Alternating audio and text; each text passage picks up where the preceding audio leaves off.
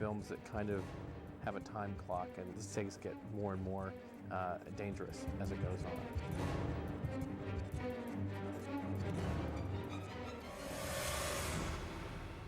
We are actually on a old farm, and action!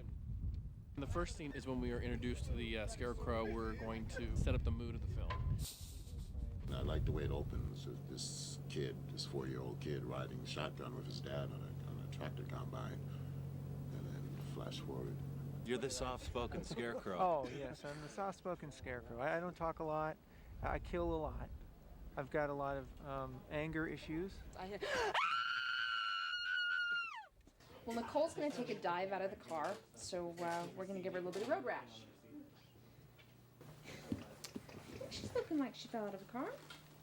Yeah, we could throw anything her way, and she won't. Nicole will not complain about anything. It's fun. It's part of the job, and physically, I've had to jump out of a car, roll down the road, jump out of a window, fall out of the window, trip and fall, scrape my legs. What else have I done? I think that's about it. Right in front of the Oh, and I'm falling out of a heating duct. Oh. There you go. Wow. Is that too slow? Too fast? 7.8, 8.1. I got choked by the Scarecrow, knocked down onto a map by the Scarecrow. Flattened or squished against a door and the head explodes. Cover that camera with plastic, because blood's going to be flying. You ready? Yeah. Yeah, that's my head, buddy. That's this guy's head over here. Look, I'm still alive. See, it's just magic. 3 people died. But don't tell their mommies. Okay. No, they're professionals. They grin and bear it and suck it up and don't tell me that they were hurt, even though I saw them crying behind the Star Wagons. All right, let's go. I got things to do, people to see, people to kill. I had submitted a list of horror people to York. Tony Todd was at the top of the list.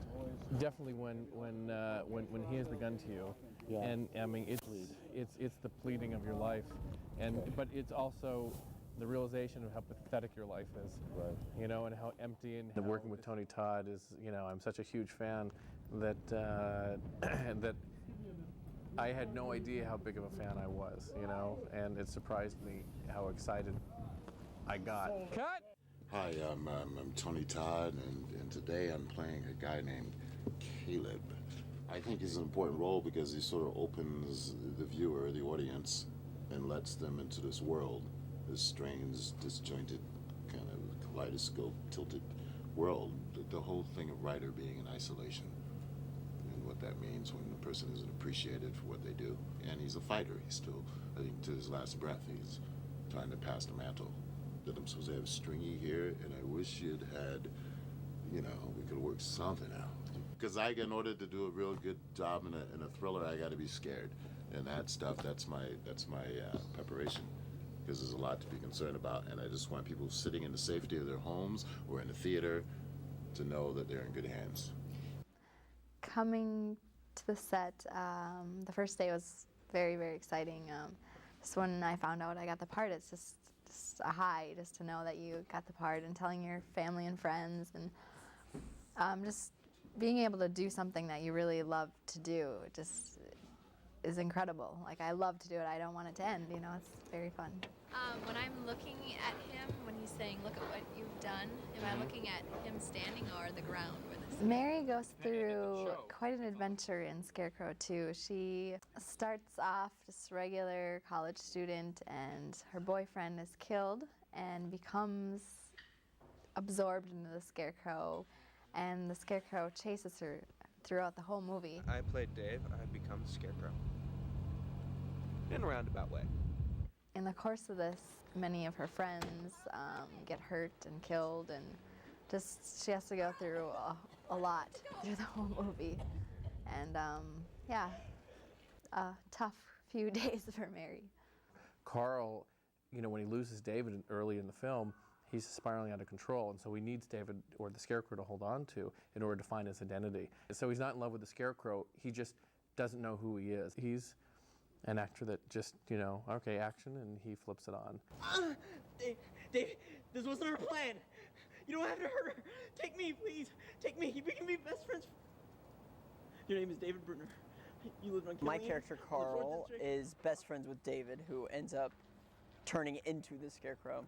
And so throughout the movie, I am trying to take Mary, his girlfriend, to him at the farm. And the whole time, he's following us, so. As a Scarecrow. Yes, it's a screwball comedy. But there is one sure way to know the Scarecrow is in your midst. By the Scarecrow pickup line. And the Scarecrow pickup line goes like this. Hey. Action!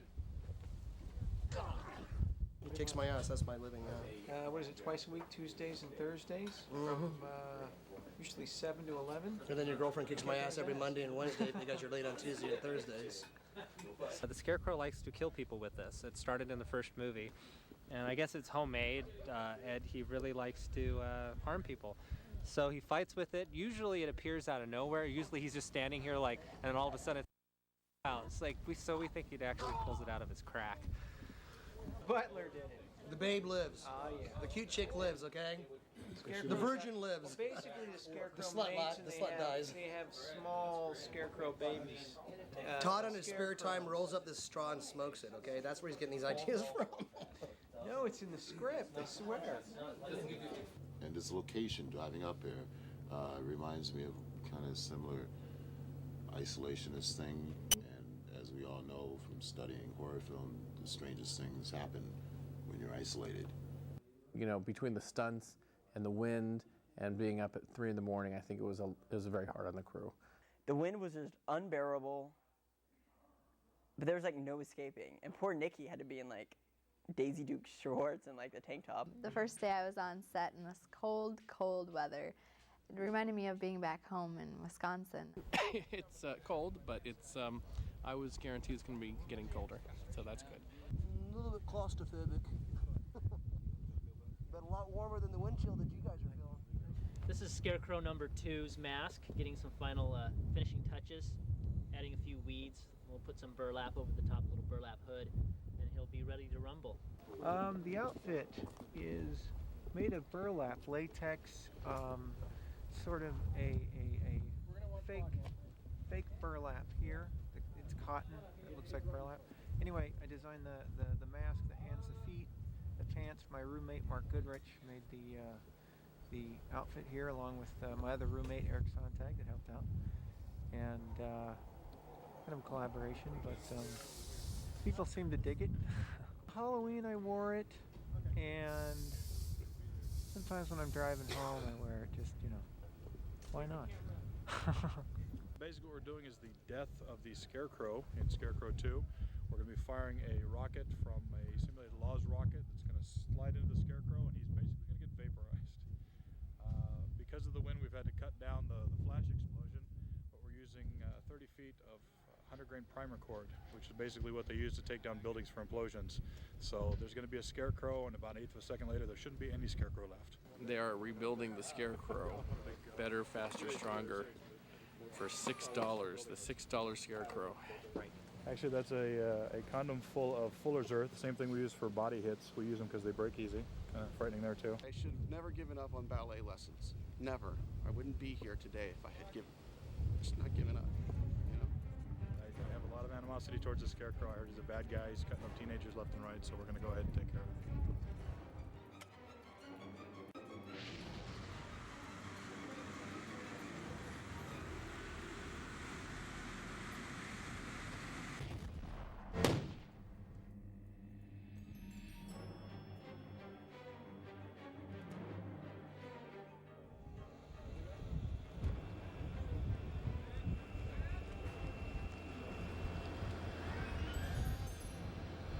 Pretty much all that's left. Is that what you wanted? Rest in peace. No, for this next shot. Somebody bring me some glue. We got to put it back together.